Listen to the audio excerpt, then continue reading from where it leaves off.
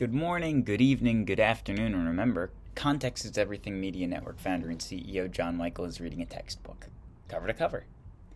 Today, did you know?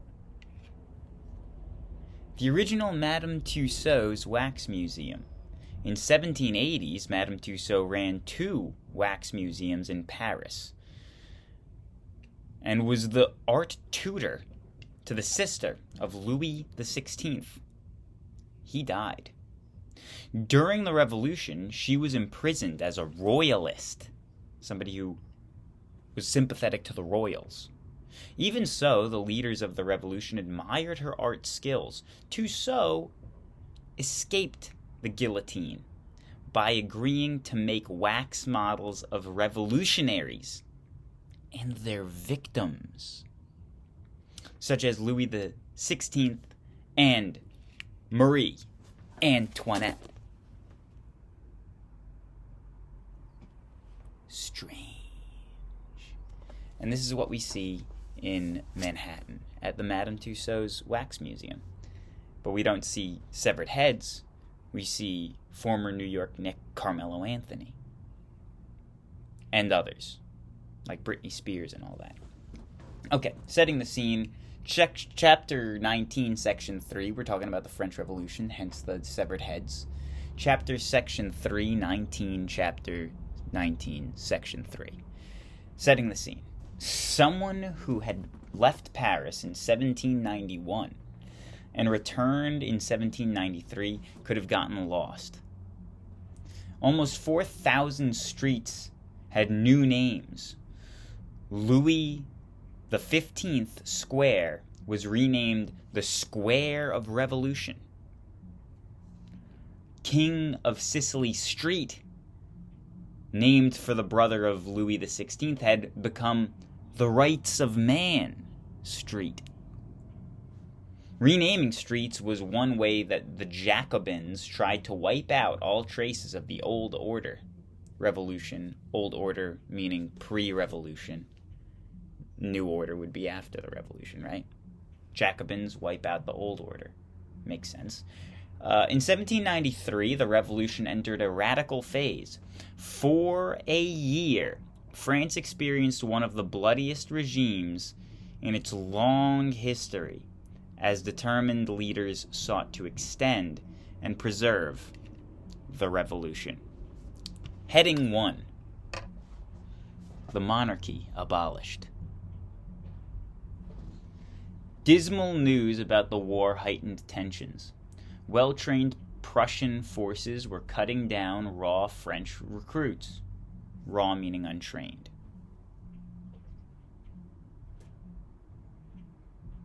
Royalist officers deserted the French army, joining émigrés and others hoping to restore the king's powers. Outbursts of violence. Disasters quickly inflamed revolutionaries who thought the king was in league with the invaders. On August 10th, 1792, a crowd of Parisians stormed the Tuileries and slaughtered the king's guards. The royal family fled to the Legislative Assembly. A month later, citizens attacked prisons that had held nobles and priests accused of political offense. These prisoners were killed, along with many other criminals. Historians disagree about the people who carried out the September Massacre. Some call the bloodthirsty mobs. Others describe them as patriots defending France from its enemies. In fact, most were ordinary citizens, fired by fury by real and imagined grievances. So they say historians disagree, but these historians are right?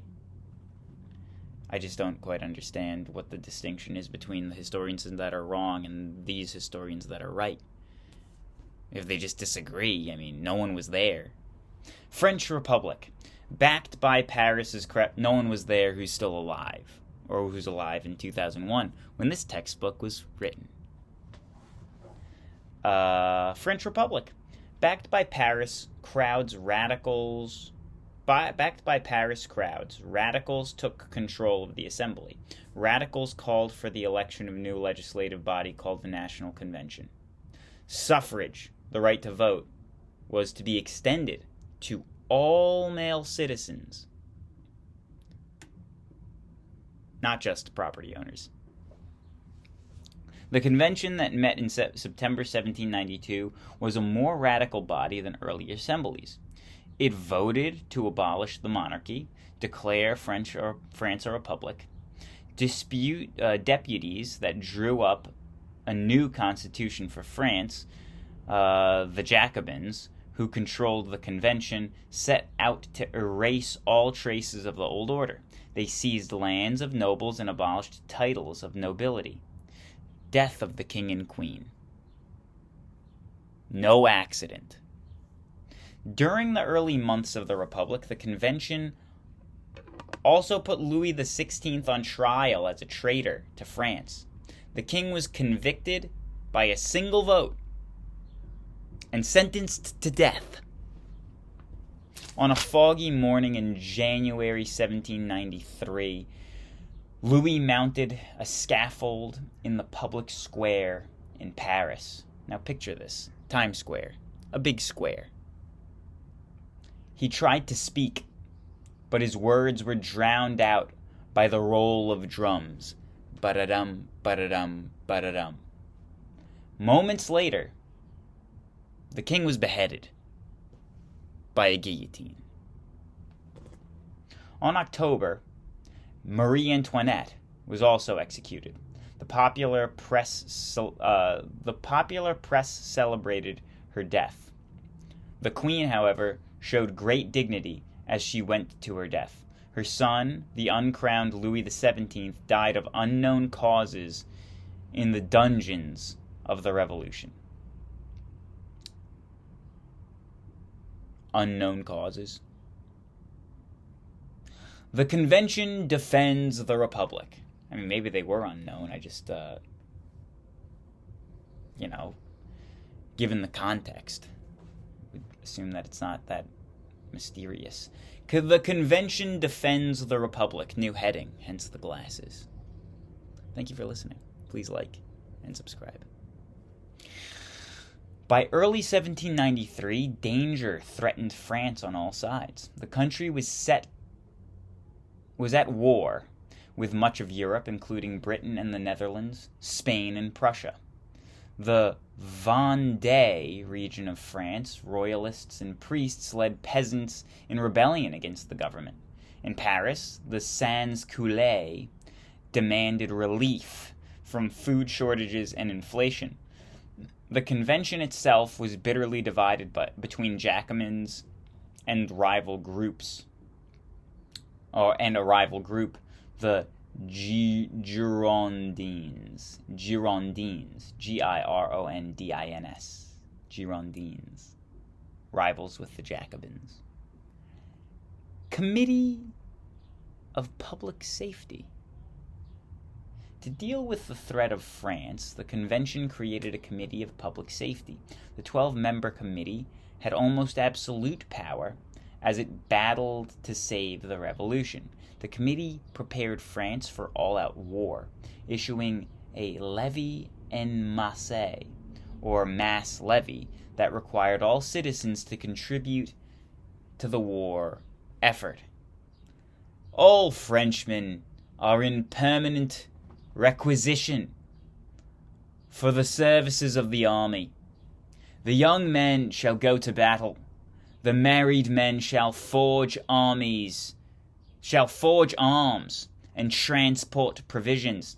The women shall take tents, make tents and clothing, and shall serve in the hospitals. The children shall turn old lint into linen. The aged shall take themselves to the public places in order to arouse the courage of the warriors and preach the hatred of the king and the unity of the Republic. Proclamation of National Convention in August 23rd, 1793. Spurred by revolutionary fever, French recruits marched off to defend the young republic. Young officers developed effective new tactics to win battles with masses of ill-trained but patriotic forces. Soon, French armies overran the Netherlands. They later invaded Italy. At home, they crushed peasant revolts. European monarchs shuddered as the revolutionaries carried freedom fever into conquered lands. Robespierre. Now that's a name that sounds like a guy who's going to get his head chopped off. At home, the government battled counter-revolutionaries. That's the longest word I've ever seen. That's one word. Counter-revolutionaries. 1, 2, 3, 4, 5, 6, 7, 8, 9, 10, 11, 12, 13, 14, 15, 16, 17, 18, 19, 20, 21. 21 letters, counter-revolutionaries. At home, the government battled counter-revolutionaries under the guided hand of Maximilien Robespierre. Robespierre, a shrewd lawyer and politician, quickly rose to leadership of the Committee of Public Safety. Among the Jacobins, his selfless dedication to revolution earned him the nickname the Incorruptible. The enemies of Robespierre called him a tyrant. Robespierre had embraced Rousseau's ideas of the general will as a source of all legitimate law. He promoted religious toleration and wanted to abolish slavery. Although cold and humorless, he was popular with the sans-culottes. I'm mispronouncing that badly. SANS-CULOTTES.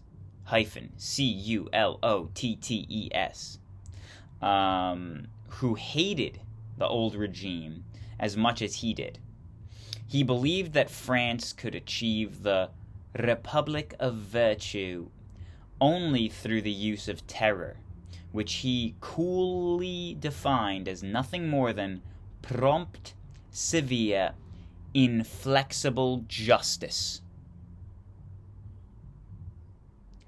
Liberty cannot be secured, Robespierre said, unless criminals lose their heads. The Reign of Terror. Robespierre was one of the chief architects of the Reign of Terror, which lasted from about July 1793 to July 1794. Revolutionary courts conducted hasty trials. Spectators greeted death sentences with cries of, "Hail the Republic!" and "Death to traitors!" Perhaps 40,000 people died during the terror. About 15% were nobles and clergy. Another 15% were middle-class citizens, often moderates, who had supported revolution in 1789. The rest were peasants and sans-culottes involved in riots or revolts against the Republic. Many were executed, including victims of mistaken identity or false accusations by their neighbors. Many more were packed into hideous prisons where deaths were common. So it sounds like the revolutionaries started the Republic, right? So the revolutionaries started the Republic, and now they are killing lots of folks. And Robespierre is the leader of that. That's my thought. When you look at a picture of Robespierre, you don't think this guy, strong advocate of beheading, seems kind of nice. He has kind eyes. But he doesn't. He's a murderer. For the greater good? Who knows? Maybe. Quite possibly. I don't know. I don't claim to know. I'm just reading.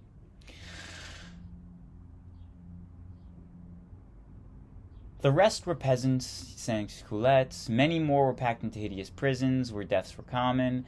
The engine of the terror was the guillotine. Not good. Its fast-falling blade extinguished life instantly. A member of the legislature, Dr. Joseph Guillotine, had introduced its more humane method of beheading than the uncertain axe. It's actually true. It's probably way more humane than the axe. But the guillotine quickly became a symbol of horror, right? In a speech given on February 5th, 1794, Robespierre explained why the horror was necessary to achieve the goals of the revolution. Yeah. It is necessary to stifle the domestic and foreign enemies of the Republic or perish with them. The first maxim of our politics ought to be to lead the people by means of reason and the enemies of the people by terror. If the basis of popular government in time of peace is virtue, the basis of popular government in time of revolution is both virtue and terror. That word is terror. Maximilien Robespierre, quoted in the Pageant of Europe by Stearns. Within a year, however, the Reign of Terror consumed its own. Weary of bloodshed and fearing for their own lives, members of the convention turned to the Committee of Public Safety. On the night of July 27, 1794, Robespierre was arrested.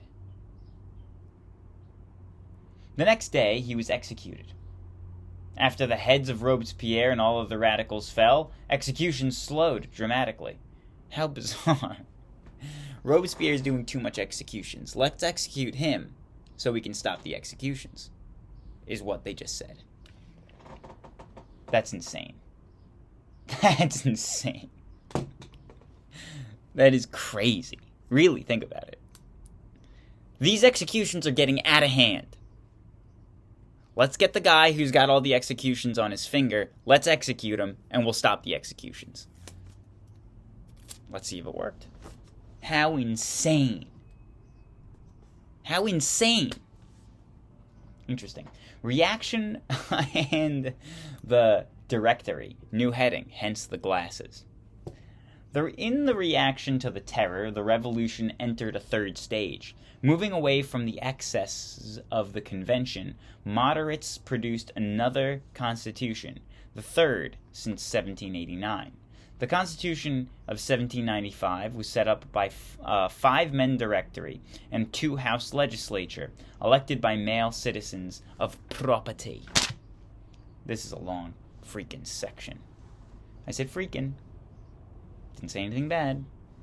The middle class and professional people of the bourgeoisie were the dominant forces during this stage of the French Revolution. The Directory held power from 1795 to 1799, but weak but dictatorial, the Directory faced growing discontent. Peace was made with Prussia and Spain, but war with Austria and Great Britain continued. Corrupt leaders lined their own pockets, but failed to solve pressing problems. When rising bread prices stirred hungry sans-culottes to riot, Directory quickly suppressed them. Another threat to the Directory was the rival of royalist feeling. Many émigrés were returning to France, and they were being welcomed by devout Catholics who resented measures that had been taken against the church. In the election of 1797, supporters of the constitutional monarchy won the majority of seats in the legislation. Constitutional monarchy. As chaos threatened, politicians turned to Napoleon Bonaparte. A popular military hero had won a series of brilliant victories against the Austrians in Italy. The politicians plan to use him to advocate their own goals? A bad miscalculation. Before long, Napoleon would outwit them and become ruler of France. Women in the Revolution. New heading. As noted by the glasses. As you have seen, women of all classes participated in the revolution from the very beginning. Working class women protested and fought in the streets, in battles. In Paris and elsewhere, women formed their own political clubs. A few women like Jean Roland were noted leaders. Roland supported the revolution through her writing, her salon, and her influence on her husband and government ministers. Salon meaning place where intellectuals meet and discuss intellectual things and drink tea like that. Rights of women. Many women were very disappointed when declarations of the rights of men not granted equal citizenship to women. Olympe de Gouges. That's the name, phonetically spelled and everything. Olympe de Gouges. A journalist demanded equal rights in her Declaration of Rights of Women. What an interesting name. What an interesting name.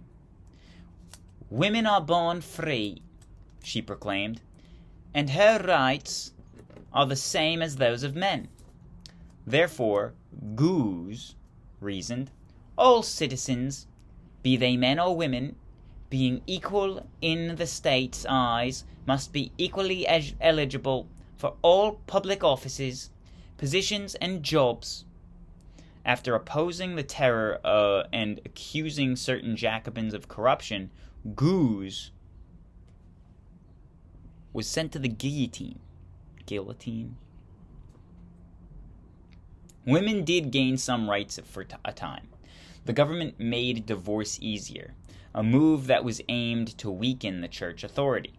Government officials also allowed women to inherit property, hoping to undermine the traditions of nobles leaving large estates to their oldest sons. These reforms and others did not last long after Napoleon gained power. Setbacks. As the revolution progressed, women's right to express their views in public came under attack. In 1793, a committee of National Convention declared that women lacked the moral and physical strength necessary to practice political rights. Women's revolutionary clubs were banned and violators were arrested. Women were imprisoned and sent to the guillotine. Among many women who became victims of the terror were Republicans like Gouges and moderates like Roland. As she mounted the steps to the guillotine, Roland cried, "O liberty! What crimes are committed in your name?" Changes in daily life. In 1799, the 10 years of French Revolution were dramatically changed France. It had dislodged the social order, overthrown the monarchy, and brought the church under the state control. New symbols such as the red liberty caps and tricolor and the tricolor, meaning the flag, the red, white, and blue flag, which came after the American flag. I didn't know that. Now I know. I'm sure you did. I'm sure that's common knowledge. I didn't. That's why I'm reading the book.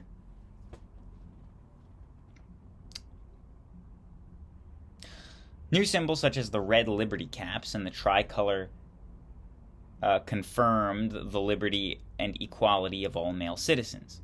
The new title citizen applied to people of all social classes. Titles social classes. Titles were eliminated. Before he was executed, Louis XVI was called Citizen Capet, from the name of the dynasty that had ruled France in the Middle Ages, the Capets. Right, I remember that vaguely. Elaborate fashion and powdered wigs gave way to the practical clothes and simple haircuts of the sans culottes, who to show the revolutionary spirit, enthusiastic parents gave their children names like Constitution, Republic, and August 10th. It's not a good name. I'm sorry. August 10th is a bad name for a person. Not a fun name. Bad name. Stupid. But I'm sure that it was all in good heart. Nationalism. Revolution and war gave the French people a strong sense of national identity. In earlier times, people had felt loyalty to local authorities. As monarchs centralized power, loyalty shifted to the king or queen. Now the government rallied sons and daughters of the revolution to defend the nation itself. Nationalism. A strong feeling of pride in the devotion to one's country spread throughout France. The French people attended civic festivals that celebrated the nation and the revolution. A variety of dances and songs on themes of the revolution became immensely popular. By 1793, France was a nation in arms. From the port city of Marseille, troops marched to the rousing new song. It urged the children of the fatherland to march against the bloody banner of tyranny. This song, La Marseillaise, would later become the French national anthem. The second verse of the chorus appear at right. Oh, I can see it over here. Sacred love of the fatherland, guide and support our vengeful arms. Liberty, beloved liberty, fight with your defenders. Fight with your defenders under our flag, so that victory will rush to the many strains, that your dying enemies should see the triumph and glory. To arms, to citizens, form up your battalions. Let us march, that their impure blood shower water on our fields. That's what it is. That's the translation. I did not make it up. Social reform. Revolutionaries pushed for social reform and religious toleration. They set up state schools to replace religious ones and organized systems to help the poor, our old soldiers and war widows. With major slave revolt raging in the colony of Saint Domingue in Haiti, the government also abolished slavery in their Caribbean colonies. The convention tried to de-Christianize France. It created a secular or non-religious calendar with 1793 as the year one of the new era of freedom. It banned many religious festivals, replacing them with secular celebrations. That's bizarre. Huge public ceremonies boosted support for public and national ideals.